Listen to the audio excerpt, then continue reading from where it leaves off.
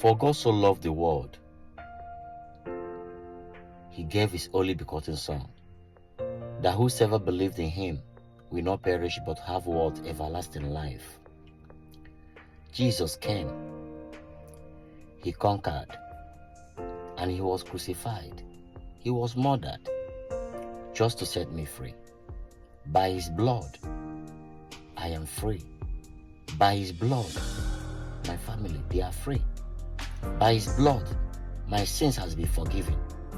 By that blood of Jesus Christ of Nazareth, the only begotten Son of God, who was used to pay a highly sacrifice to set the world free for those that believe in Jesus.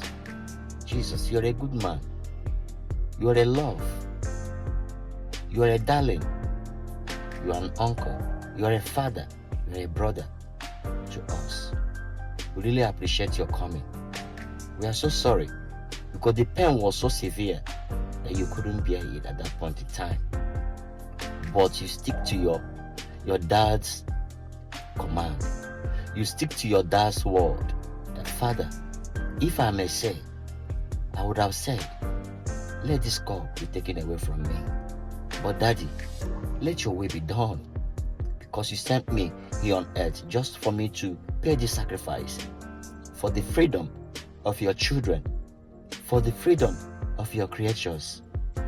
Father, let your will be done.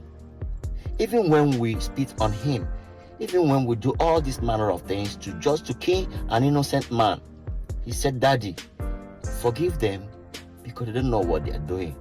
This is a love that can never be measured, a love that can never be measured with anything on earth. This love is a superior love. It's a love that nobody can stop talking about. I love you, Lord Jesus. I love you, my King. Thank you, Jesus, for setting me free. Who am I?